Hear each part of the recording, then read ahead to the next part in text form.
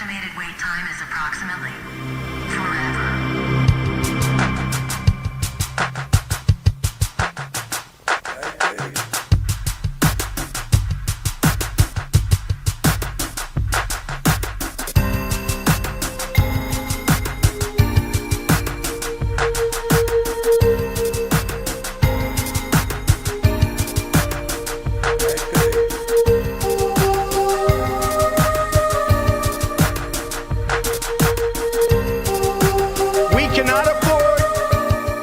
So politically correct anymore.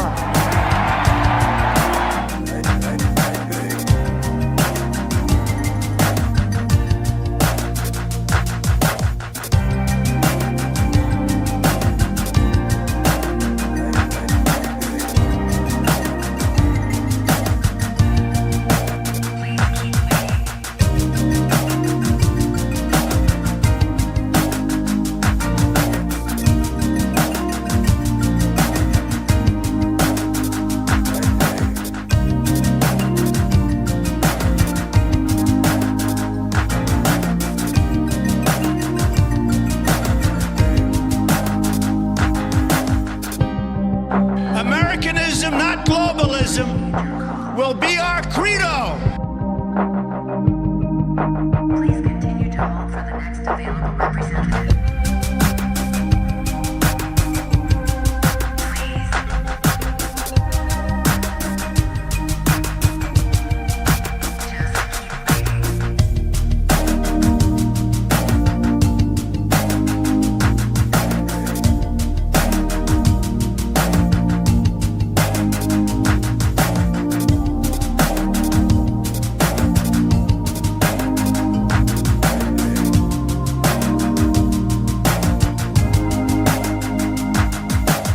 Americanism, not globalism, will be our credo. We appreciate you waiting and waiting. What is it you're waiting for? Do you even know anymore?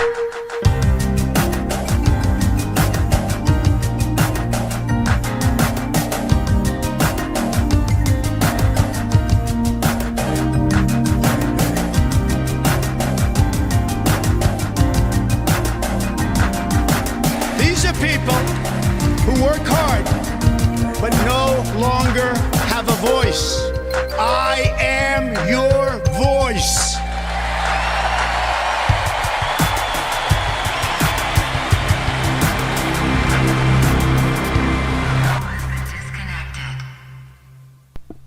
Hello, everybody, and welcome back to Red Eagle Politics. We got a show for you guys tonight. We'll put on the face cam and we're ready to go. We're back. We're 138 days away from election night. Hopefully we'll be streaming. We're going to have a very good stream, hopefully, in terms of the result we're about to get. But we do have a lot to cover. We conducted a poll for the first time in history, but we're not talking about that just yet. We're going to be going over a couple of other things first. In terms of the election, we have new updates. We're not going to do a 40-minute segment. We're going to try to get to a lot of super chats as soon as we possibly can because it's been a while since we've last done a live stream. We haven't done a stream in about, it seems like over a week.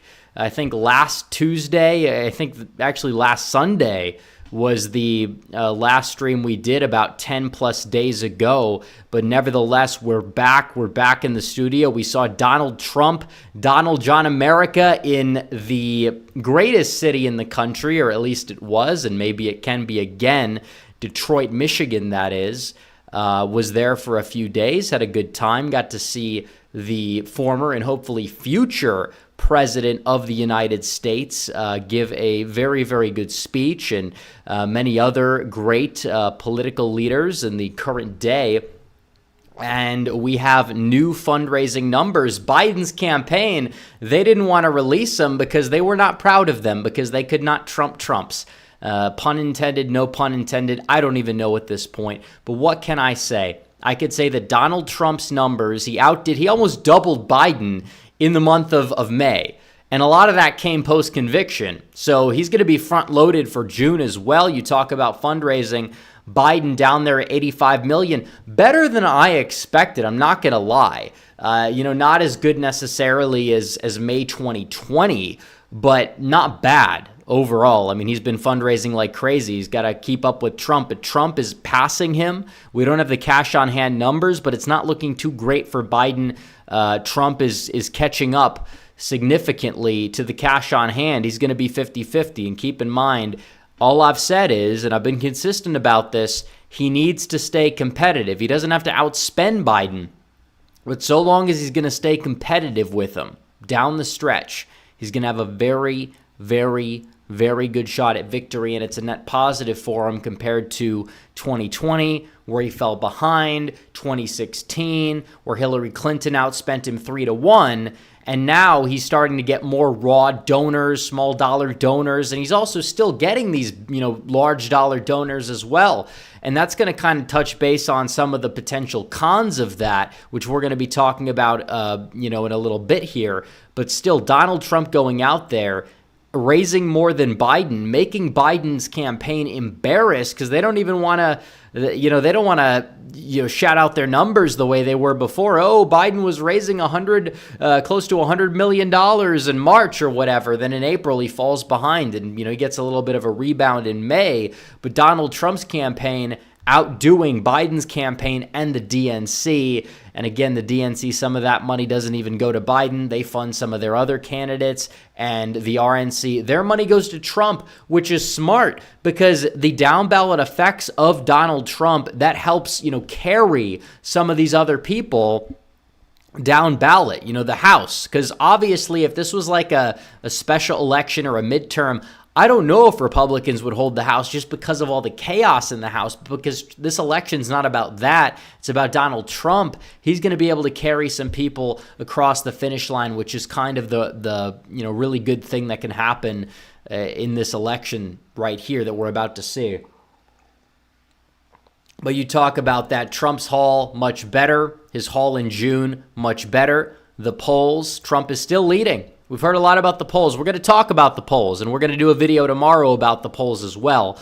But you talk about the Fox News poll. Fox News pollster is always very volatile. I mean, this is the same pollster that in June of 2020, they had Biden winning the state of Florida by 9 percentage points, a state that Donald Trump won by around 4. So you talk about a 13-point difference. Their final poll in 2020 underestimated Trump by 4 percentage points. We didn't. We basically got the popular vote down pretty close. We said Biden by 3.8, which is just around where it was when it was all said and done. I mean, let's be real here. Fox News, just because Fox News has the stereotype of having a right-leaning bias, does not mean that their pollster is necessarily a right-leaning pollster. It's conducted by a never-Trumper and a liberal. Those are the two people that run the polling firm.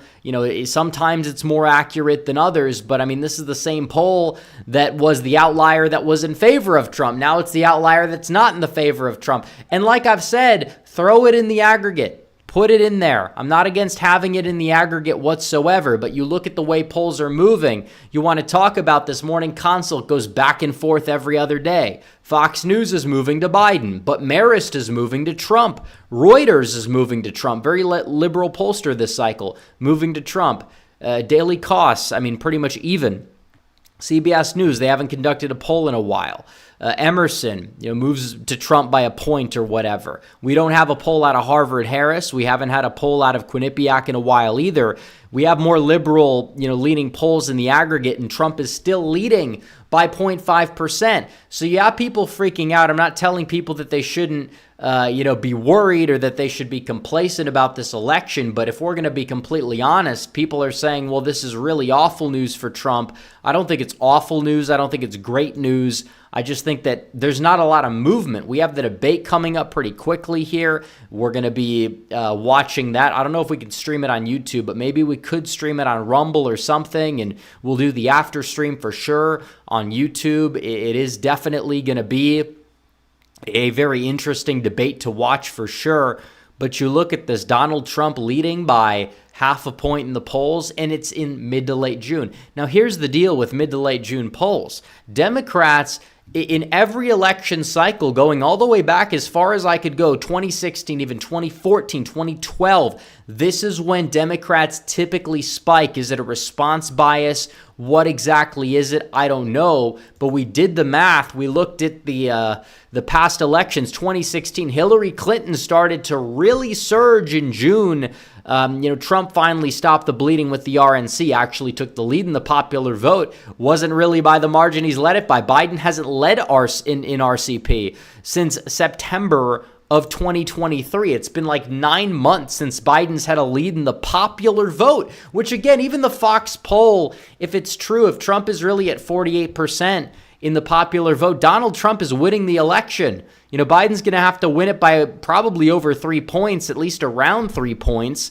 Maybe it comes back a little bit because, states like New York and Florida and, Texas and California are going to move right a little bit, I'm sure. But you talk about what the metric really is for what the cutoff is. Donald Trump is polling several points ahead of the cutoff, and he's like at his weak point or whatever. That's good news for Donald Trump. That's not good news for Joe Biden, whichever way you want to look at it. Now, we have a long way to go. We have the debate. We have the conventions. We have who knows what surprises we can get, but we're closer to early ballots going out in North Carolina and Pennsylvania than we are to the start of April. And what's changed since the start of April, if you want to look at the polling? You can go all the way back here, go all the way back to April 1st. Actually, it's been pretty much about the same. So whichever way you want to look at it, Donald Trump is in a decent position. He's doing better than ever in the swing states. And you talk about the polling bias. 2018 Democrats gained in the summer. 2020 it was really bad. Biden was up by like 11 in RCP for a few days even. 2022 Democrats were gaining before the Dobbs v. Jackson decision, and they didn't relinquish any momentum until September in the polls. So Donald Trump, he's convicted of a felony. It's a bogus felony. Everybody knows it's a bogus felony. But the fact that he's still on top, he's the top dog, he's going out there defeating Biden, this is supposedly a bad thing for him. I don't see it. I don't see why this would be a bad thing for Donald Trump. It's a summer response bias. It could be. It's more reflective in the national polling than it is in the state polling. And it was in 2022. It was in 2020. You can go all the way back, but statewide polling, they tend to be less susceptible to the summer response bias. And those are the polls that are showing Donald Trump doing very, very well. And we conducted a regional poll on this channel as well, we're going to get to, because we've never sponsored a poll or done a poll. That changes. It's changed. We are a polling firm now. I've been called a pollster going all the way back to 2020, 2019 when I first came into the business. When I was 18, 19 years old, they said, you're a pollster. It's like, no, I forecast things, but I don't conduct polls. I actually worked in a polling firm in 2018, a few months before I started my channel. That was one of my actual jobs that I've had in the real world, was actually being a pollster. But I'm not a pollster in terms of conducting polls. I don't do polls until now. We finally have conducted a poll. We've teamed up with SoCal Research. We did a poll of Maricopa County, Arizona, a very consequential area. Donald Trump is looking to go out there and flip the state of Arizona. It does not take a lot of effort, but Maricopa County, so long as he loses it by less than 2, he's going to be in good shape. This poll does have a high margin of error, but he's up by 5, and he's at 49% over Joe Biden in Maricopa County. Biden's at 44%. Trump is at 49. A 5-point difference between Donald Trump and Joe Biden. So even if you apply the margin of error the other way, Trump maybe falls just barely short in Maricopa County. Guess what? He still wins Arizona. This poll has him up by 20 among Hispanic voters. He's doing better among Hispanics than he's doing among white voters even, which is absolutely astounding and a shift that we did not see. Even in 2020, Trump improved in the Hispanic areas, but he's accelerating it according to the polling data that we've conducted, which is not perfect. I'm releasing the polls. We're going to be conducting other polls in Michigan, in Metro Detroit, Milwaukee, maybe the Fox Cities area, Green Bay, in Wisconsin, Eastern Pennsylvania as a whole. Areas that we want to poll, we're gonna go out there and do it. I will say that these polls do cost money. You don't have to donate, but you want to send a super chat. It's going to help out. You want to send money to the Cash App, $redeaglepatriot there. Do it. Fine. I appreciate any support we can get because every single respondent that we get, costs money for sure. But these are real polls. It's on my Twitter. We have the methodology. You can look at it, and we're going to release it regardless. We didn't like the Senate numbers, but I feel like it's in the public's best interest that we're going to be transparent about it. Doesn't matter if Trump's up, Trump's down. These polls have a margin of error. They could be right. They could be wrong. It's got a decently sized margin of error. It's got a decent amount of respondents, but if you want that respondent number to go up, I'd recommend helping out a little bit financially. We're going to try to conduct some polls before the election. I'm not going to promise that it's going to be like, Barris level or anything like that, but we're going to do our best to make sure that we have a pulse on certain areas that are going to determine the outcome of the election. We're not even polling states. Technically could even say it's easier to poll some states. We're going to be polling certain counties because that's kind of what's going to determine the election more so than anything else. These local polls, congressional district polls, those are things that are very, very important to determine the outcome of an election just as much as the national polling or the state polling, and it tells us a lot. Now, as for the Senate margin, people are saying Kari Lake's in a lot of trouble. Now, here's the good news for Kari Lake. I don't think she's underrunning Trump by, 7 points. I don't believe that. And if the undecideds in this poll are pro-Trump. So if they come home to Lake and she loses at the county, let's say by a couple points, she's got a shot regardless. So it's not like it's over for her, whatever. We're seeing the split between the presidential level and the Senate level. I think that's going to narrow. Arizona does like to split tickets. I don't think Lake is favored as of now, but again, that can change. It's not like she's DOA. It's not like she's done, whatever. Like I said, we're going to release the polls. Doesn't matter if it looks good or if it fits the narrative or if it doesn't fit the narrative. We're going to release the polls. So whether people like to see what they see or not is kind of irrelevant, but it is looking good for Trump in Maricopa County. If he's winning Maricopa by 5, he's probably winning Clark. He's going to win Georgia. He's going to sweep the Sun Belt. Then we talk about the Midwest. You talk about what you need to do. Get me Wisconsin, get me Michigan, or get me Pennsylvania. Ideally, get me all 3. Throw Minnesota in the mix. A poll came out today. I did have Biden up by 6, but then there's another poll there that has Trump up by 1. So you take the average, do what you need to do. Minnesota, I don't think it's going to flip, but I think it is going to be closer. And I think that like I've said, there may be a summer response bias with some polling. Not entirely sure why, but we've seen this every single election cycle. Now, will it possibly be mitigated by the RNC, the debate? We'll see what happens. I'm sure we'll talk about the debate in terms of Super Chats. Now, before we get to Super Chats, wanted to touch base on something that I'm not super fond of, and this is something regarding the issue of immigration. Because Donald Trump, we've said for the longest time he's doing a great job. You have a lot of people that have been hitting him for certain things, and I feel like they haven't been fair regarding abortion. They want him to embrace a national abortion ban. That's not going to play out too well politically. Then you have the left that's hitting him on hysterical things. Oh, how dare he want to deport people. That's popular. These people are here illegally. They should not be here at all. They broke the laws. You can't, I'm not going to go to your house and then start, demand you give me my food, you cook for me, and then say you're, evil if you kick me out. That's not how it works. This is how you enforce the laws in every country. It makes sense. You have people here that broke the law. They got to go back. Donald Trump he's been very tough on immigration rhetorically this cycle, deserves a lot of praise for it even, but then he decides to come out here and say something that I'm not too fond of. He's somebody that's opposed H-1B visas in the past. He supported cutting, and he did cut legal immigration significantly. The public charge rule that he had in place, he cut it with he tried to push the RAISE Act through, would have cut it by even more. But, the COVID moratorium was a big, solid precedent. It should come back. We're done. We're tired. We talk about Americans, a lot of Americans struggling to get jobs right now. It's not even factored into the unemployment rate because they've just checked out of the job market.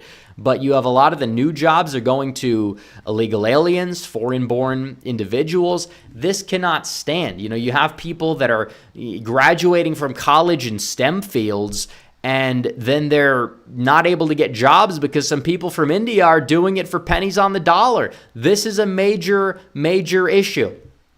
It absolutely is. Donald Trump today, he was talking to a bunch of big tech people. He plays to his audience a lot, which is what I'm hoping he was doing here. And I hope that's what it was. But he was going out there saying that he's going to staple a green card to a diploma. This is the same thing that, we talked about back in the day, 2019, 2020. Charlie Kirk, who's improved a lot, was saying similar things on the topic, and he was getting roasted. And Donald Trump is going out there basically saying that the same thing, green card to a diploma. So if some illegal alien goes to a 2-year community college, they're going to have a green card stapled to their diploma. That's not exactly something that we should want as a nation. That's not something that's going to help this country out whatsoever. Now, you watch the interview, you could say maybe he's talking about the I guess you would say the highest achievers, and it'd be a very slim number. Maybe that's what he's getting at. He's playing to his audience. You have undecided big tech people that he's going on a podcast with. I thought he did a great job on the podcast. Don't get me wrong, but it's like this is kind of a problem.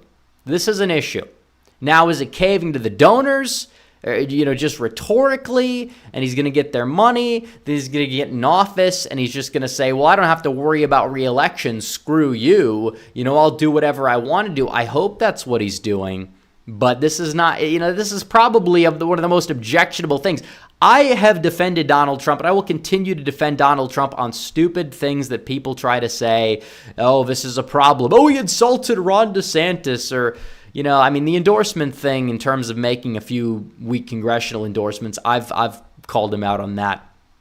We talk about Timmons in South Carolina, the non-endorsement in Texas 23rd. But people were like, I'm not going to vote for this guy. Anybody who says, I'm not going to vote for this guy because he made like a bad endorsement or because, he supports things that he supported in his first term when the same people backed him in his first term, again, doesn't exactly make a lot of sense to me as to why that's justifiable. This, I think, is legitimate criticism. There's legitimate criticism warranted here. I don't know if this is advisors, donors, if he's just bluffing, whatever.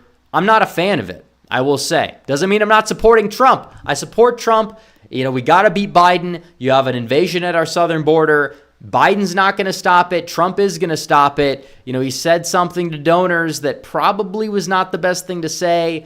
I'm not going to say this is definitive or whatever. That's just my take. It did bother me a little bit. I'm sure it bothered a lot of people. But to say that, oh, well, just because he said something, that means he's going to do it when it's out of character with his past actions, when he had to worry about re-election, now he doesn't have to worry about re-election. Again, can't exactly say that this is like going to be this big ordeal, but you talk about lowering the enthusiasm. It does lower enthusiasm in some people, I feel like. I don't think he needs to be saying this. If he wants to say we need to reorient our system towards more merit-based whatever, even that is like kind of iffy. You're basically saying, oh, well, we'll cut out the unskilled migration. We're going to have, instead of these people coming in from Central America legally, we're going to have people coming in from China and India. And those people, you talk about the changes or who's a better cultural fit for this country. In many ways, some, I guess you would say, merit-based in terms of like people who are vetted from, Mexico, certain parts of Mexico, probably are going to fit better into this country than people from China, India, you name it. Just saying. It's true. A lot of why part of DFW is moving to the left is not so much, oh, it's people from Mexico. Net migration in Mexico has dropped a lot over the past 10 to 15 years. Part of it is people getting citizenship and then voting, but a lot of it is also Indians. You talk about Collin County. You talk about even parts of Tarrant as well. There's a lot of Indians here that have been recent arrivals, they're the ones also voting left as well. It's not talked about a lot, but it's true. So if anybody is watching, keep note of this. We talk about the ability to have a future in this country. If you're importing people, even if they make a decent income, but they're still culturally left, they're voting left, they're going to vote left, that's kind of the issue. That was my main problem with Vivek Ramaswamy in his campaign. I liked a lot of things he had to say, but the immigration thing, the H-1Bs, that talking point was like kind of what prevented me from lending him enough support at the time. I would have still voted for Trump anyways over him because, Trump is definitely, he's going to be the nominee. Have him for 4 years. If Vivek's so great, he can have 8 afterwards or whatever. Nothing against him per se, but he was somebody who was weak on the topic, and that kind of definitely made me skeptical of him. It wasn't until the debates where, came around a little bit, but still, I think that this is not exactly a good policy to tout. Hopefully he doesn't tout it again is what I'm saying, and hopefully he doesn't do it. That's all I'm saying. It's not that big of a deal. We have an election to win. We have to defeat Joe Biden. Sitting here and trying to, critique and counter-signal the only man that could save this country just because he said something that donors wanted to hear when he was talking to them, and it happened to get leaked because it was on a podcast or whatever. Is it that big of a deal? I don't really know if it's that big of a deal. He says things rhetorically. He said at the State of the Union, we need immigrants legally in the highest numbers back in 2019. And it's like, yeah, that's not something that we want to hear. But did he do it? No, he actually instituted the first immigration moratorium, something Bush could have done after 9/11. He didn't do it. But Trump did it. Because of COVID was at its peak. We had like the most deaths ever in 2021. He opened the borders, and then he opened the actual border physically to the rest of the world, told them to enter, previously in the campaign. They entered when he took office, and we've never recovered as a nation ever since. That's why New York is getting redder. Poll today, only Biden +8, because New York City has to house these people. You have like a European-style election here because immigration, we have a migrant crisis of our own. And that's really what it comes down to. And people are fed up about it, especially people that live by the cities. It's true. But nevertheless, we got to get to Super Chats. We've been going for, it seems like 20-some minutes or so. We have quite a bit of people in chat, over 1,000. Make sure you guys like the stream down below. We're going to be getting to a lot of Super Chats here. We got a lot of people. Wasn't reading the chat at all until we started to do the stream, but we're going to be getting to the Super Chats right here. DH says, hey, Rep, did you see where Thailand became the first Southeast Asian nation to legalize same-sex marriage? They're trying to normalize this BS mental illness all over the world, even in the East. Yeah, I'm actually surprised. I'm actually not surprised Thailand is the first, given the fact that a good portion of the quote-unquote women in Thailand are actually men themselves. So it's not that surprising that Thailand's the first one to fall.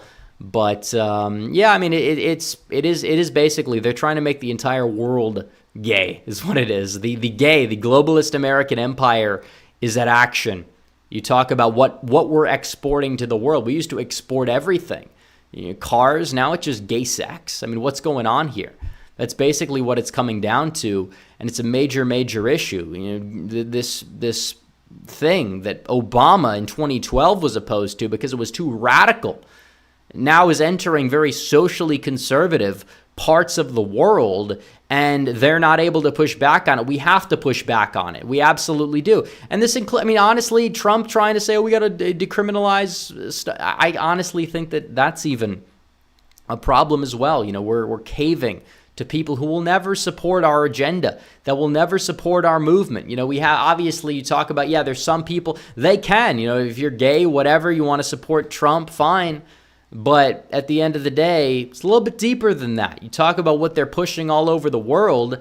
You'll have people that say, well, I don't care what people do so long as they leave like kids out of it or whatever. How do you think the kids even got into the equation? It's because it didn't stop at marriage, whatever. You're redefining marriage. You're already, making the institution of marriage weaker than it already is, because you're basically making it so universal. It's not exclusive. It's become meaningless. It was what people used to, define as a entity, man and woman. They come together because they could produce life. It's special. It's different. You maybe had civil unions or whatever before that, but marriage is between a man and a woman. Now it's anybody and everybody who wants it. I'm surprisingly polygamy. Honestly, polygamy is probably more understandable. You have a man and two women than a man and another man whatsoever. But that's illegal. But gay marriage in and of itself, well, that's fine. It has to be legalized everywhere in the world, or it's a problem. No, we have a lot of other problems to fix. And honestly, you talk about the social fabric of the country. It's like, yeah, honestly, this is a little bit of an issue. Civil unions were one thing because it's defined as something different. People, the hospital visits, whatever. That was all mainly a myth that the left was propagating back during like 2012 era to try and, drum up public support for it. But still, this is something Joe Biden, Obama, Hillary Clinton, 12 years ago were against. You think this is normal and natural that all these other socially conservative countries are adopting it? No, of course it's not. Of course it's not. That's kind of the issue. And we're actually getting less and less of the gay vote by having Republicans embrace it too. It's not moving the needle whatsoever. Exactly. Somebody said bandwagon fallacy. It's a bandwagon. That's the problem. And now everybody's doing it. So keep that in mind. You have people that'll say, how does it affect you personally? It's like, it clearly does. It affects the society as a whole. It's basically taken marriage as an institution, weakened it even further. It's already been weakened. That's kind of been the main problem. What can I say? But that was enough of that super chat. We went on a tangent for about 5 minutes. We have another one, DH for 20. So how can we stop the pride and trans? And then he had it censored. I don't know if it censored it or it was YouTube, but it said mental and then illness from being normalized over the world. I feel hopeless, and in a few decades it's going to be normal all over the world. Well, you're going to see people push back on it. You talk about Generation Z and kind of the shifts you're seeing. You're seeing in a lot of polling, younger people, younger men, mainly younger white men, but even younger men in general are the ones in these polls that are pushing back against it more so than not. In fact, the boomer Republicans tend to be the ones that are like, it doesn't matter. Just two people doing whatever. We understand. We've seen it in the full scale. We were alive. We were like 10 years old. Very different country than when we were like 20. It's a lot different if you're like, 60 going on to 70. And it's like, it doesn't matter. We see it in real time. We see the psyop. When you're younger, you see it probably at I guess you would say, in more of like a real-time effect. It means more is what I'm saying. It means more. It's in terms of like, it's not like as much of a boiling of the frog thing. People get agitated when they see this, talk about it, you name it. What can I say? Peter Misseri for 2, and then for 5, he says, would you mind a president with autism? An off-topic question. Well, hell of a lot better than whatever president that we have right now. I don't know. It would depend. If you have too much autism, you're probably not going to be able to have like the social capabilities to get elected in the first place. But if you're talking about like policy in general, policy autists can be very intelligent. But you talk about leadership and dealing with other people in like a business sense. If that's going to be something that can impact how they would operate, it would be a little bit more of a problem. But either way, that's an interesting question.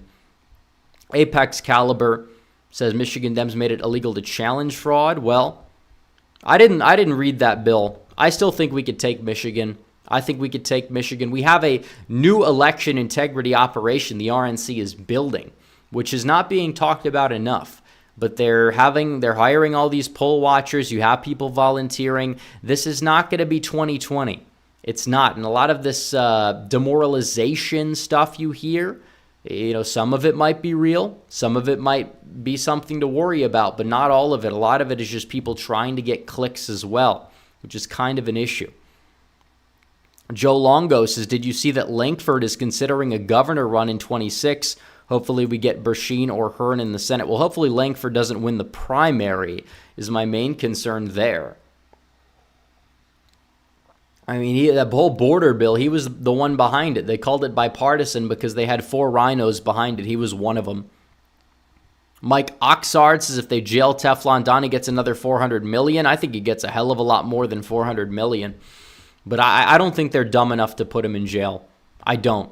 I mean, you could even look at the poly market, the betting odds. The betting odds said conviction was 80-some%. But then they said jail time was very low. But betting odds are betting odds. It's not necessarily, all that accurate. But Biden dropping out of the race is actually more likely to happen, according to the betting odds, than Donald Trump is to go to jail. So take what you will with that. There's betting odds for the presidential debate even. Biden being helped off the stage, 24%. Biden being seen, I don't even know how they quantify that, during the debate is a 16% chance. Trump saying Bowden, I don't even know what that is.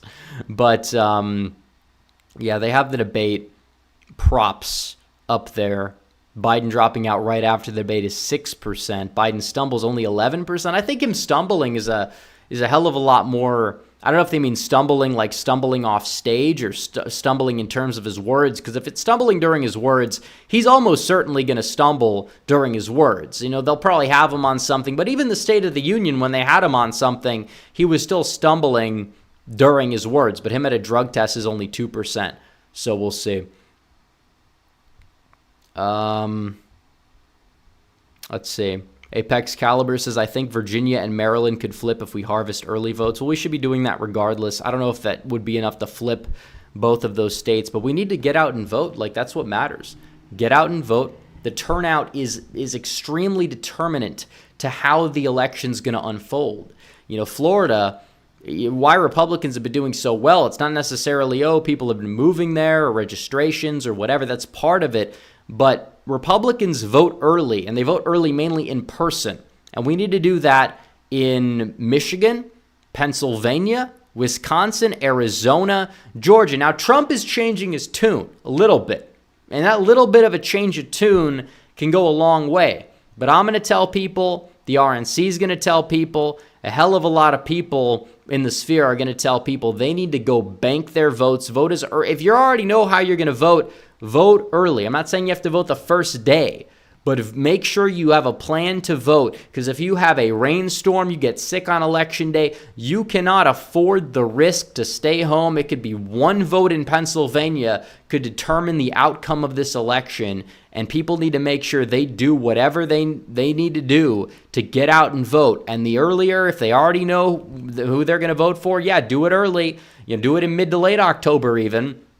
And then you have time. Get other people. Convince other people to vote. We are our own ground game. We have the best ground game possible. We have 1,000 people in chat here even.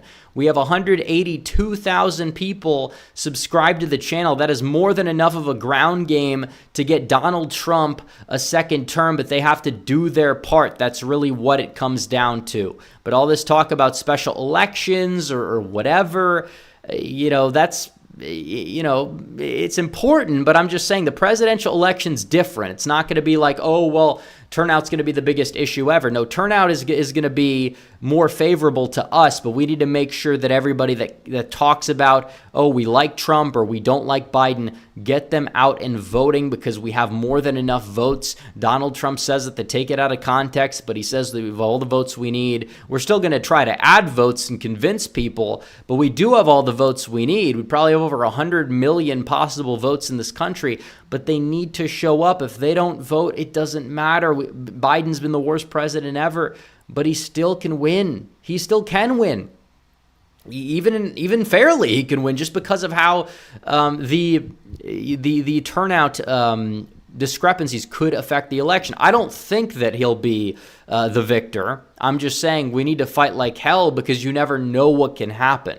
There's more than enough people in this country to give either side a victory. There's a lot of stupid people in this country. So we need to make sure that Trump can get out and vote and do it. So we'll see. Patrick Collins says the Groyper Schizo raged at me today on X. Well, welcome to X. Stephen Kanizik says, breaking news. President Biden has announced that South Africans should not vote for convicted felon Nelson Mandela. The White House has yet to comment. Exactly. All the left's heroes are all of these convicted felons. You talk about, wasn't Gandhi a convicted felon? You have Nelson Mandela. You have MLK. He was convicted on some similar tax charges or whatever. I mean, if we're going to be completely honest here, you have all these heroes on the left, convicted felons. You have convicted felons all across the board. These are people the left says, oh, they were wrongfully convicted or they were targeted, but they can't believe that Donald Trump possibly can be wrongfully convicted or targeted by a criminal justice system gone rogue. The same justice system they have been going out there and they've been chastising for the past, decade, actually 5-10 decades. Even Joe Biden himself will chastise the Supreme Court. But if Donald Trump questions a court decision, he's a problem, he's a threat to democracy or whatever. It's insanity. Stephen Kanizik says, breaking news, President Biden has... Oh, we already did that one. Okay, that was a Biden moment.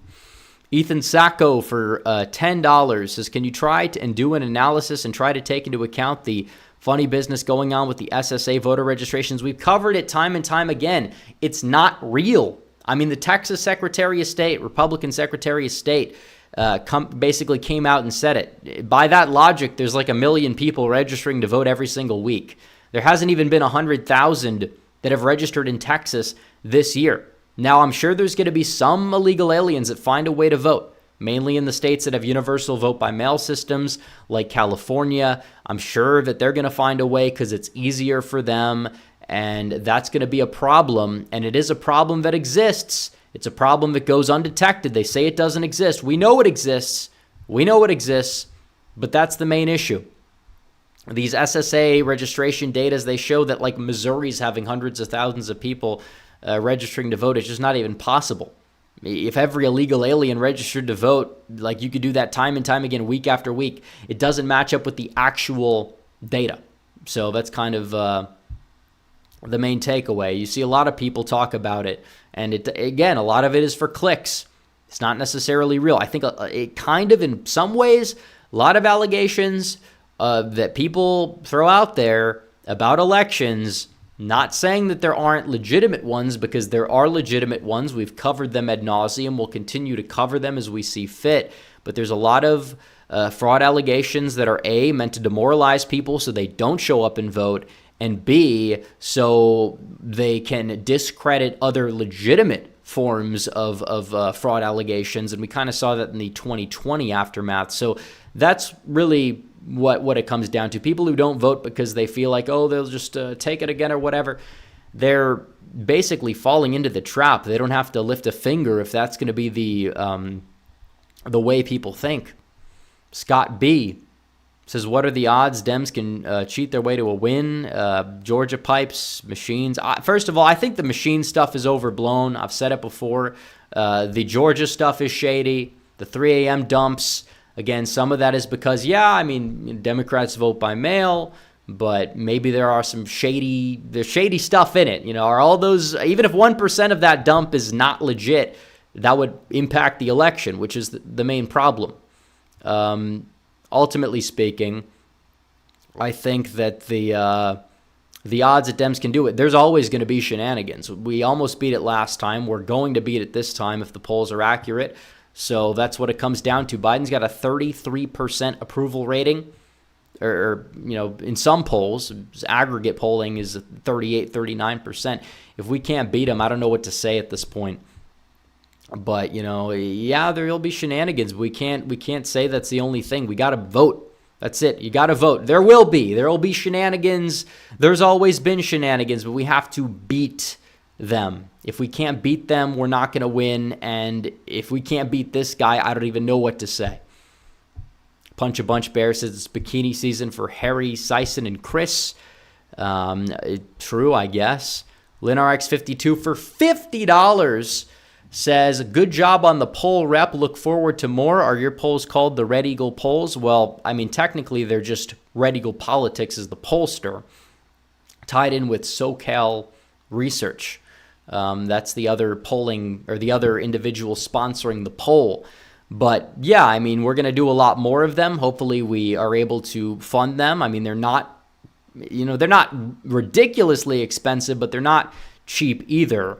So we're hopefully going to be trying to gauge where the American people in certain, regions in the country are and how they're voting. Brittany says, what's with the recent polls showing Biden ahead? Well, we have a couple of them. We have Morning Consult, who switches every week, and then you have Fox News, who is honestly a pretty mediocre pollster overall and underestimated Trump in the past several times. So I wouldn't say it's entirely definitive, but we'll see. Sam Madsen says, how much does it cost to do a poll? It's somewhere around 90-some cents per respondent. That's pretty much it. Some polling firms, if it's going to be a more comprehensive poll, they probably would be more expensive. The ones we use are relatively inexpensive, but that doesn't necessarily mean that there's not a valid margin within the polls that we conduct. Official M16 for 10 says, love the channel. Keep doing what you're doing. Trump 2024 and God bless. Well, thank you. And thank you for the super chat, by the way.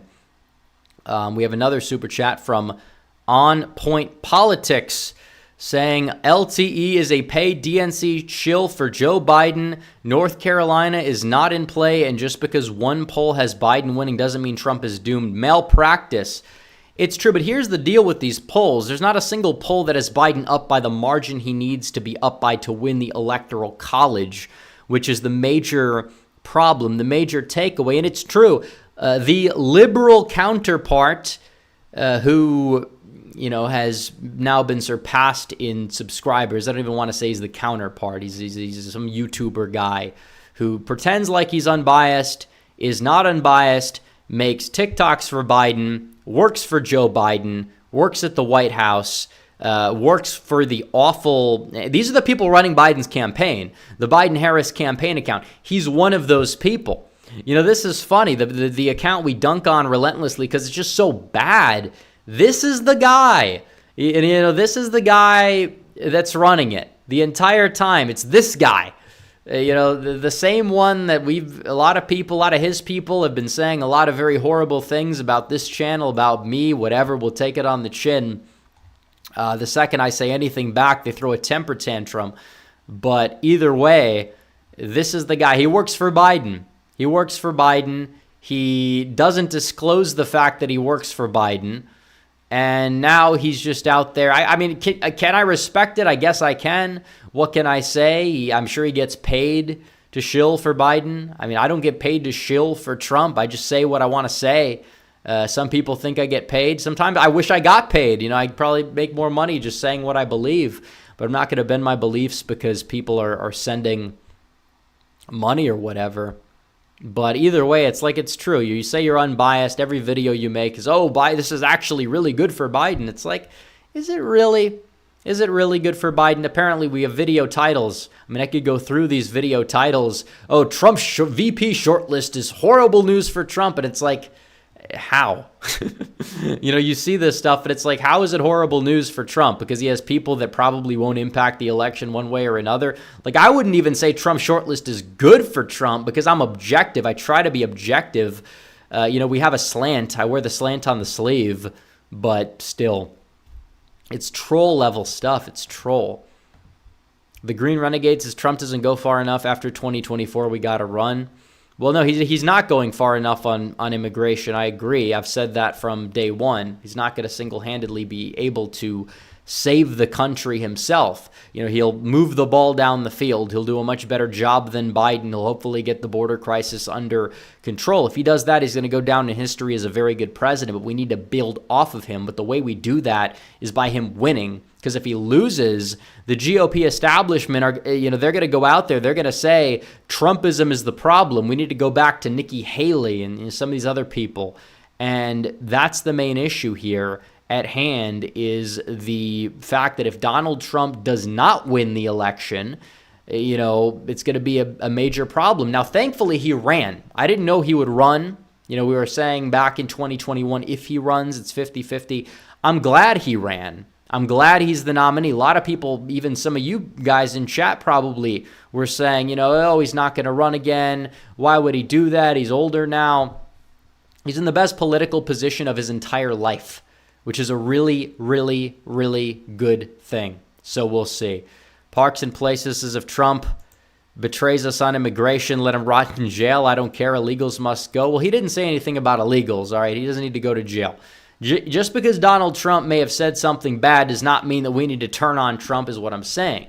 He said something that is, in my opinion, dumb about the green cards. And this is something Trump does. You watch him talk to crowds of people. He's talking to crowds of undecided big tech millionaires and billionaires, trying to get their support, financial support. He did a great job in the interview, but he said that one line about the merit base, so we're gonna incentivize it. He's playing to his audience.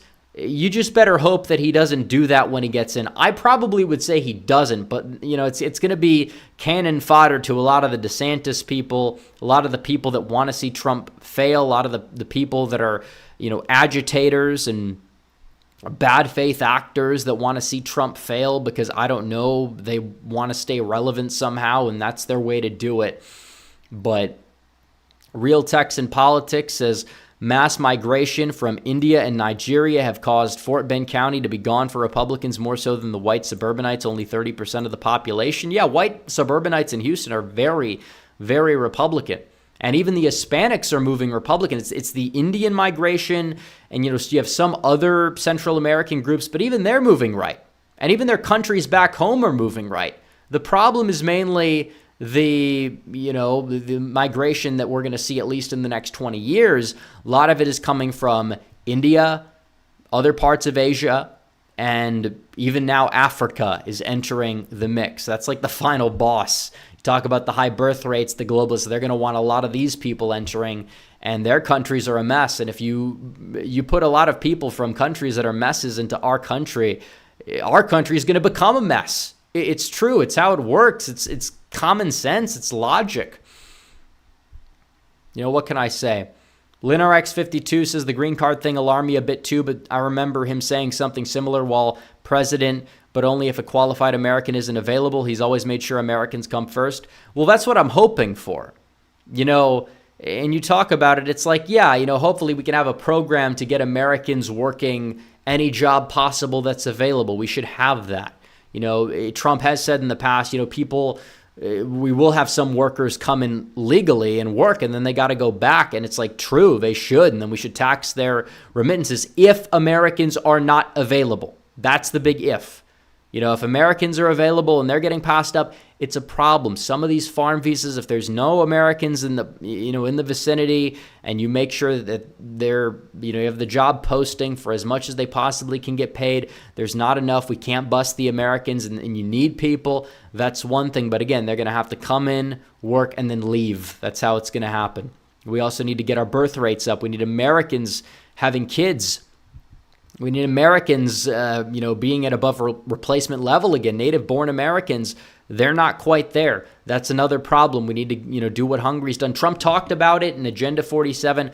I don't know if he's going to be able to do much with Congress on it, but I hope he can come through. If he does, he's going to go down in history as the greatest president of all time. Make no mistake about it. But if we can get the ball moving in the right direction, that's also going to be huge. It'll be huge. Let's see. Base Cat says Pixar finally didn't go woke for the Pride month blockbuster and didn't go broke for once. Just goes to show the Overton window. Oh, it is shifting. How many NFL teams did not celebrate the June rainbow puke flag month of celebration? 11. All the Rust Belt ones included, by the way. You had Pittsburgh, you had Detroit, you had Cleveland, Cincinnati, Green Bay. You saw a little bit of Rust Belt unity there, but like I've said again, it's not working. It doesn't sell well at this point, and you're starting to see a little bit of a shift. It's not gone, but is it where it was before? No, it is not where it was before. We are seeing a change in the culture. Now, it's not to say we don't have other issues. to deal with, or that it's not an issue, because it is an issue. But is the public perception on the topic changing from 4 years ago? Yes, and that's not to say, oh, well, Biden's doing a good thing. It has nothing to do with that. It's more the cultural institutions. The fact that Trump rising again, and it's becoming more socially acceptable to support him. He does an event in Detroit and doesn't have 2 events in Detroit. No protesters.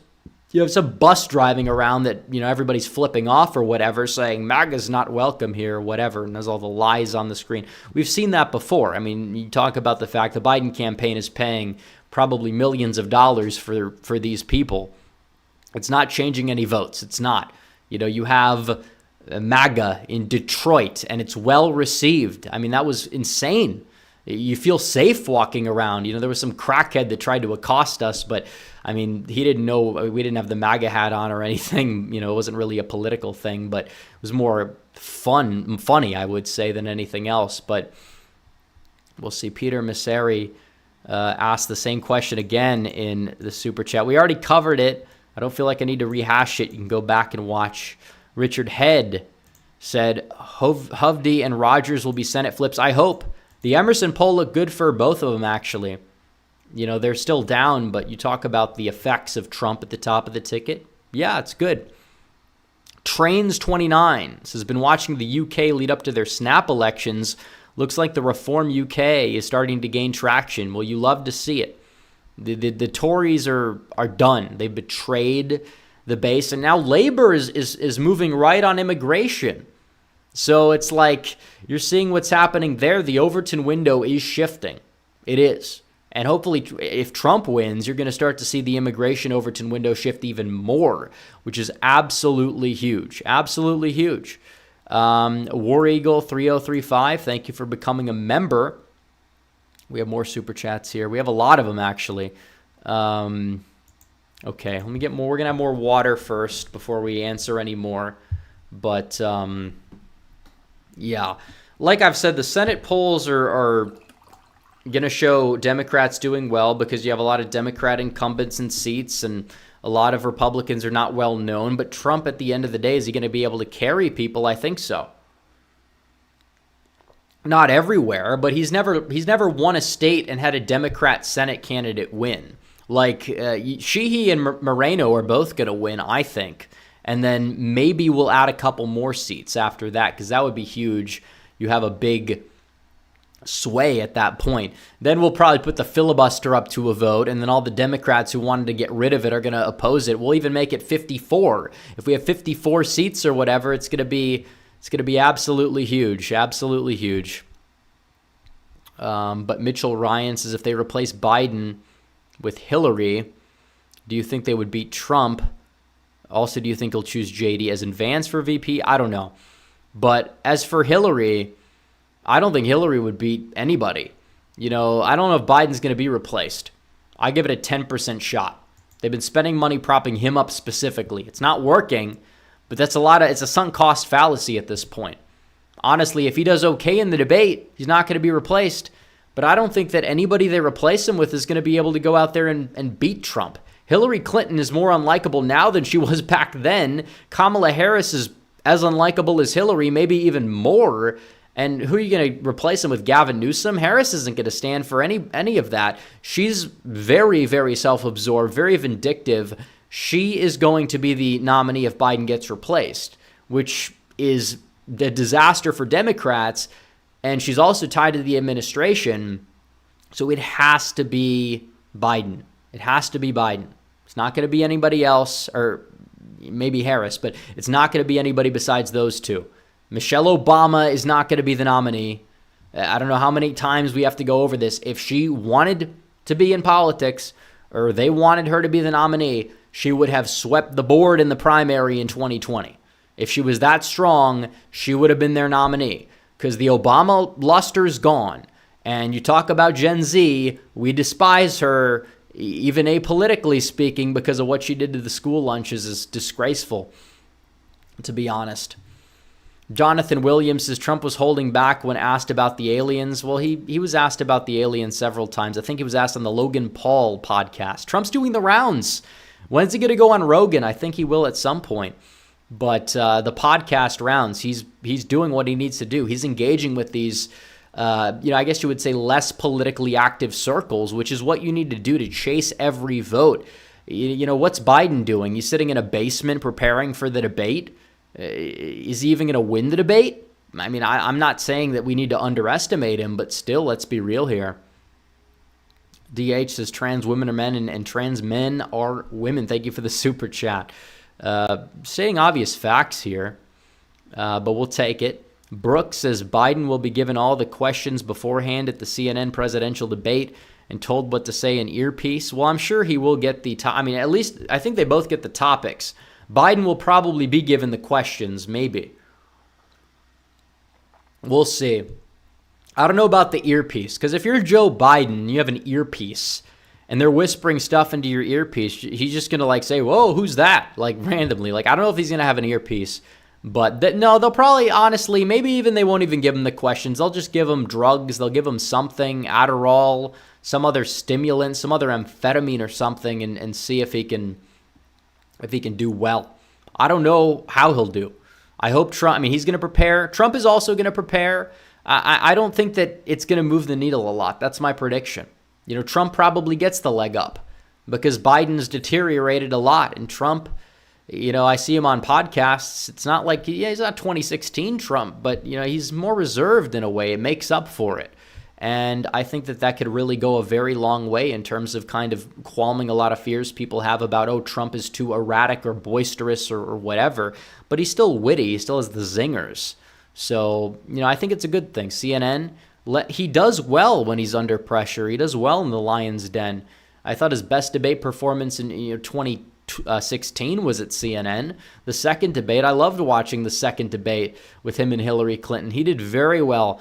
I think he won all three, to be honest. And obviously the polls didn't show it at the time. But then the exit polls showed a little bit of a different story where it was more even.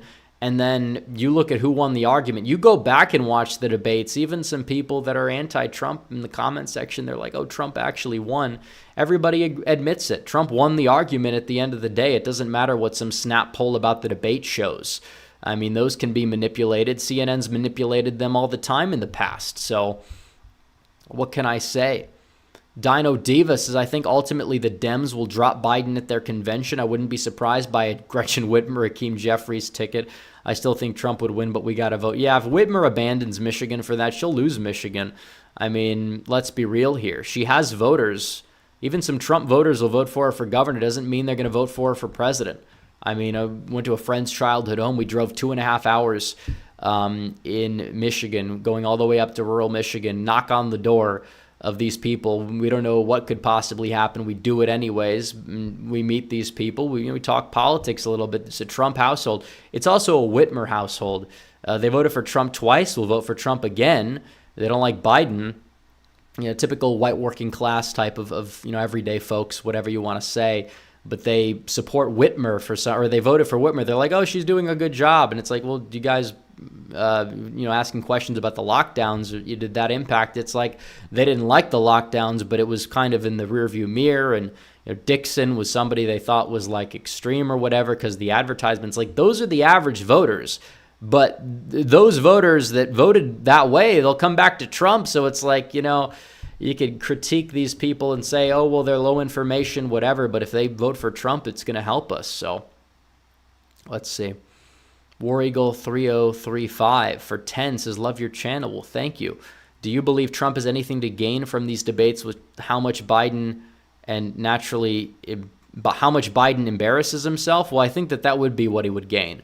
If Biden's embarrassing himself, he's definitely, in a way, helping Trump. But again, Trump in the first debate with Biden left a lot on the table. I don't think he got blown out like people will say. The polls showed that he didn't get blown out. The problem with Trump is he talked too much over Biden. He tried to back him into the corner, make him crack and feel weak. But if anything, it's going to make people sympathize with Biden if you do that. The second debate, he let Biden ramble and talk. And Biden tripped over himself and had 30,000 gaffes and said all these ridiculous things. And Trump easily walked out the winner. So CNN basically saying Trump's mic has to be muted is good for us. It's good for us because, he's not going to interrupt. Like, yeah, Biden's going to lie, but Trump needs to hit back. And if they're overtly biased, people can see through it, and it helps back up Trump's narrative, honestly. So what can I say? All right, we have more super chats here. Johnny Heartdog for 5 says, hi, can't stay long, hitting the highway tomorrow. I think they're going to off Biden, say it was health issues so they could replace him. We'll see. We'll see. If they get him out of there, we'll see. Digital E for 5 says, Rep, what states do you see as being in play that no one is discussing? What I mean is states that should be labeled as battlegrounds. I think we've covered it all. I mean, I don't know what to say on that topic. We're talking about states like Minnesota, Virginia. I mean, New Mexico released a poll, but it was a liberal-aligned pollster, but it still shows Trump gaining about 4 to 5 points from 2020. Actually, 7 points from their final poll in 2020, which is huge. I'm not saying it's going to flip, but I don't know about the future. We could predict that. We've talked about Rhode Island in the past because, Trump did like 15 points better, but then you see a rebound the other way in the next election cycle. So who knows? I think we're going to get a better picture for 2028 and 32 after this election. But we thought Texas was going to move left this time, Georgia, Arizona. Even last year, at the beginning of this year, we didn't even think Trump was going to have the upper hand in a state like Arizona or Georgia. But he's really cemented himself as the favorite in states that were a part of the Romney coalition that we thought Republicans would lose. So any talk about, we should have nominated this other guy or whatever, it goes out the window. DH says, what are some bad Supreme Court cases we'll have a realistic chance of overturning in the next few years while we still have the majority? Do you think overturning Lawrence v. Texas is possible? Lawrence v. Texas. I know what it is. Got to refresh it. The sodomy laws. I don't know. I mean, it doesn't really say. It's kind of like an antiquated type thing, it seems. I don't know if that's going to be reversed. But you talk about these court cases. Public opinion is impacting that sort of thing, which is kind of the main issue there. Kind of the main issue. And now you have a court that doesn't care so much about it. That cares. I mean, obviously you still have people like Kavanaugh, Barrett. They're not perfect. But now that it's 6-3 and possibly could be even 7-2 if Trump takes power, because Sotomayor is old. Possibly, I wouldn't expect she'd retire, but you don't know what's going to happen. Like, yeah, definitely, there's a shot. There's a shot that we could overturn some of those cases. Like, I think Obergefell is going to go because it's just obviously a case that was wrongfully decided. And no, it's not going to have the same impact that Roe v. Wade had in 22, which is even in and of itself overstated. Because every state basically is going to have it legal except Mississippi or whatever, and they have to, I guess you would say, because of the bill that Biden signed, they're going to have to, I guess you would say, accept it or whatever. I don't know. It's semi-codified. It's ridiculous. It is unconstitutional, I believe, but we'll see if that holds up. Wyatt Kramer says, I think a sleeper flip for Trump is New Hampshire, driving around the area, Manchester, Nashua, Concord, Rochester. I see so many Trump signs, it's crazy. Well, first of all, yard sign analysis is not a good way of looking at it. That being said, the polls in New Hampshire are close. Republicans likely hold the governorship. Can Trump win the state? It depends on the third-party vote share, but yard signs are not the best way to view an election. Actually, on the drive up north in Michigan, saw a Biden sign, but we did see like 8 or 9 Trump signs as well. But it's like, who's enthused for Biden that wants to say, I'm voting for Biden? Like, you see that? It's like, you see like a BLM sign or something like that. Like, that's a Biden sign. Or like one of those yard signs that says like, oh, no human is illegal, all this nonsense, liberal, woke nonsense. Like, that's basically a Biden sign. Didn't see any of those. But, there's the shy Trump voter, then there's the loud Trump voter. The loud Trump voter tends to be very loud. So it's a mixed bag. Krishan Lal for 1447 Australian says, well done on the poll. You go back to Michigan for a while to encourage early voting and turnout. I go to Michigan all the time. I live in both. But, I'll make sure that everybody I know votes. I'll vote. Everybody will vote. that I know, whether they live in Michigan, Texas, everywhere in the country. That's how it's going to play out. Sam Matson says, did the Trump-Whitmer house you went to in rural Michigan vote for James or Peters? How about other down-ballot races? I didn't ask. Probably James, to be honest. The vibe I got was more of a Republican at the federal level household. At least the husband. The wife seemed a little bit more liberal. But I have no idea. Thomas Willingham says, are you going to watch the debate with us? I will be streaming the debate maybe on Rumble. I don't think I can watch it here. But I will be streaming after the debate. We'll do a debate recap just like we did for the State of the Union, and we'll go from there. DJ Aftershock says, Rep has endorsed Democracy Protector Vindman. I don't know who Vindman is. I might be missing the joke there. DH says, do you think we'll have a realistic shot of overturning Engel v. Vitale in the near future? I don't know, but it should be overturned. Just a big error, a big mistake. I mean, maybe you could talk about revisiting that because there's a whole Ten Commandments controversy. But yeah, absolutely, there should be. I mean, you have Pledge of Allegiances in schools. Optional prayer in schools should be there. You take God out of the public sphere, even if it's optional, when you see what happens to society. I think it's probably better if you put it back in, I would say. It's better for everybody. Doesn't matter what people believe. It's just better scientifically, even from a secular perspective. They don't want to talk about that, but it's true.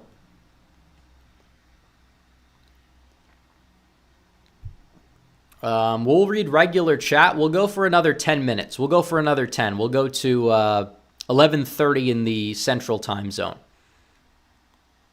Trump down 8 in New York. That's true. He's down by 8. And the polls in New York are closer than the polls were nationally in 2020. Now, I don't know if it's going to be that close, but we'll see. We'll see all the crazy results. We'll probably see some surprises. Who knows? Election night will be fun when we get our verdict. We're going to have a lot of content on the way before then. We have 4 months, we have 140 some days or whatever it was. It was on the screen earlier. I could probably see. Let me check. 138. That's close.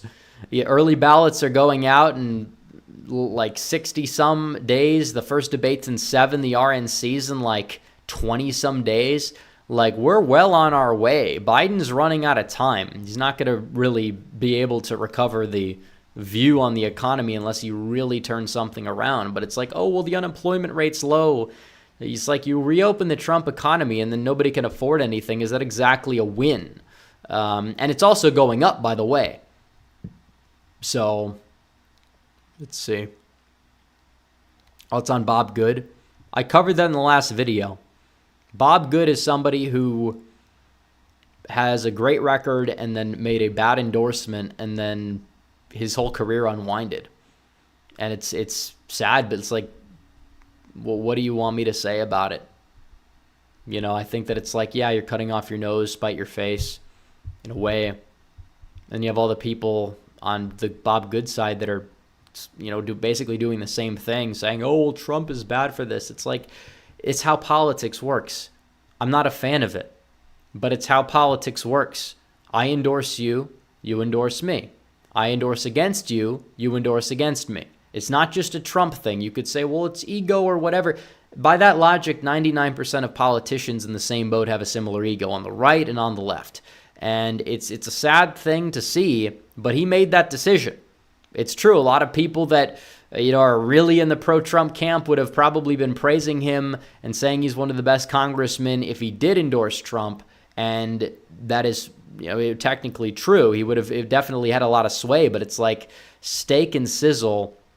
He's got a lot of steak, but the sizzle wasn't just there. And he basically endorsed Trump's opponent the day Trump got indicted for the first time over bogusness and was saying, oh, Trump can't win this, that, and the other thing, like electobro talking points, which, again, it's unfortunate, but he did fumble the bag. And McCarthy, it's his fault, too, because Trump didn't endorse the other DeSimp people, or he didn't endorse against him. He endorsed what's her name, Laura Lee, who he tried to get a primary challenger for, but her primary challenger's not doing so well. So Trump endorsed Bob Good's opponent because Bob Good's opponent was polling better than Bob Good, to the point where Trump is just like, are we really going to go stick our neck out for this guy when he might lose even with an endorsement of Trump's, which obviously turned out not to be true given how close the race was, but also the other thing. It's just an all around, it's an iffy, sad situation. But like, that wasn't really, in my opinion, the number one takeaway of anything Trump's done this week to critique, more so than the visas thing, which is kind of more of an irritating thing. But you could say maybe it's going to be more of like a conditional thing, or maybe he won't do it at all. But that's not defensible unless you say he's just talking to the audience, which Trump does. And he does that a lot. He'll say, we'll do X, Y, and Z, depending on who he's talking to. He's selling his thing. It contradicts his record, though, I will say. So hopefully he gets in there and doesn't do that.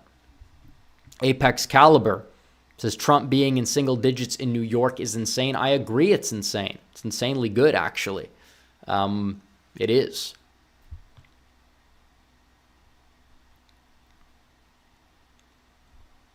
I could see a Hawley Vance ticket arise in 20. I don't think that's going to happen because they're too similar. If Hawley's the nominee, he's not going to pick somebody who's identical. That's kind of how the VP works. Trump, who's he going to pick? Is it going to be Vance? Is it going to be Rubio, Doug Burgum, Tim Scott? Like, they're all different in a way. Vance kind of leans more into the populist side of things. He's the most similar to Trump on policy. Burgum is like the generic white guy to pick. And, I think that in terms of his ability to defend Trump, I think he could do questions about his record as well and his abilities to relate to people as well. I think that he's not the worst pick, but I wouldn't say he's like the best pick either. But it doesn't matter. Trump's going to make his pick, but I'm not voting for the VP. I'm voting for the top of the ticket. That's the main takeaway. So we'll see. It's 4 years. VP, it doesn't mean as much as some people make it out to be. But let's see here.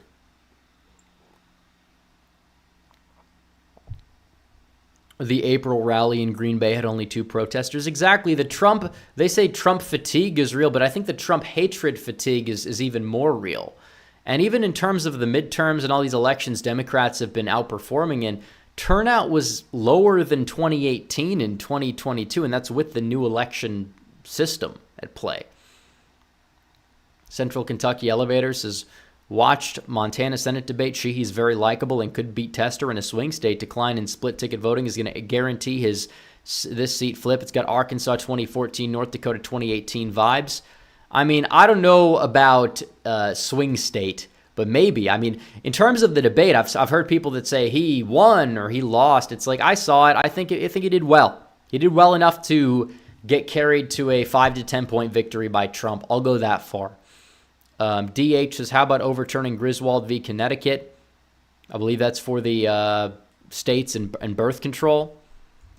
I don't know if that's going to be overturned anytime soon. But again, you talk about these cases that fit public opinion. That does not necessarily make them constitutional. No state is going to ban birth control. No state is going to ban a lot of these things. But the Supreme Court is basically codifying into law, or did under the Warren Court, things that constitutionally they have no power to do that. And that's the problem when you have an activist court. As opposed to an originalist court.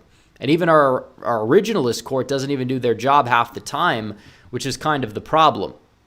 So there's that. But they did put the gates around the Supreme Court, so maybe we'll get an immunity ruling soon. They haven't done it since the Dobbs decision. We'll see what happens there. I would love to see it happen. I would love to see them go out there and do that, but we'll see. But yeah, birth control's got a lot of problems. Nobody talks about it. It's not a politically advantageous thing to mention, but it's not so much the sexual morality aspect, but also what does it do to the water supply? You talk about the estrogen levels in the water supply are super high. It just gets all flushed down. Birth control, what do you think makes up the birth control pill? A lot of it is just estrogen, and it gets transferred into the water supply. Now, young men, their testosterone levels are the equivalent or lower of 80-year-old men from previous generations. That's the main issue, in my opinion, with birth control. It's not natural. It does change people's reproductive systems as well for the worst. It's not a good thing in my book. It's not good. So what can I say? M says we could have primaried Bost, Gonzalez, Timmons, and others, but instead we primaried one of the best congressmen in the House. What the F? I mean, I agree. There's so many people that should have been knocked out of their seats. And Timmons is mediocre. He's not like the worst, but you could have gotten an upgrade. You didn't get one. And then we're starting to get downgrades. I'm hoping McGuire will be loyal to Trump at least, just because Trump got him over the finish line. So maybe there is something, there's something good there. But yeah, you have a lot of these primaries. They're not going our way this time. Maybe 2026 will be different, but we'll see. You have big money in politics as well. You have the establishment. It's like the fact that we have to root for Nancy Mace of all people is just a really weird place to be in, even. Like, that's our win. Oh, she didn't get primaried out when her record is awful, besides, maybe the past year or so. I'm proud of you, 37. Thank you for the 2. All right, this will be the last call for Super Chats. We're going to end in a minute or two. We're going to end soon. But this is the last call. Last couple of streams, we've missed a Super Chat, so make sure you get it in right now, or it's probably not going to be read if I don't see it within the next, 30 seconds at a minimum, or at a maximum. War Eagle 3035 says, I know polls change from year to year, but in your opinion, are the polls underestimating Trump yet again? I think it depends where. I think in the Rust Belt, you could make a case for it, especially with the Seltzer poll, which is actually really accurate in Iowa, saying Trump's up by 18. If he's up there by even 14, he's not losing Wisconsin at all, regardless. So we'll see.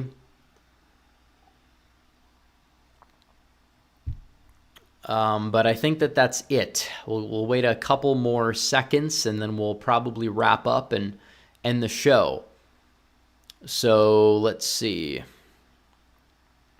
I think Trump bash. I don't think DeSantis wants to be VP. I think he's fine being governor. And then, again, the residency issue, that probably is holding back Rubio's chances significantly, actually. Off topic, how to look smacks.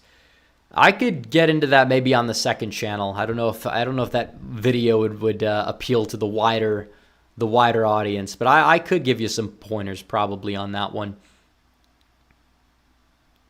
Trump, I think Trump would beat any margin of shenanigans in Arizona at this point if the polls are right. I mean, Maricopa County is Maricopa County, but again, we'll see. But I think we're going to wrap it up. I think we're going to wrap up the show. We'll wrap it up. It was a good stream. Good to be back. It's been a long time. We'll be back on Sunday, hopefully, with the stream. But anyways, guys, thanks for watching. Make sure you guys like the stream down below. Subscribe before you leave. Hit the bell for notifications so you don't miss another video or stream. And I will see you guys in the next one. Red Eagle, out.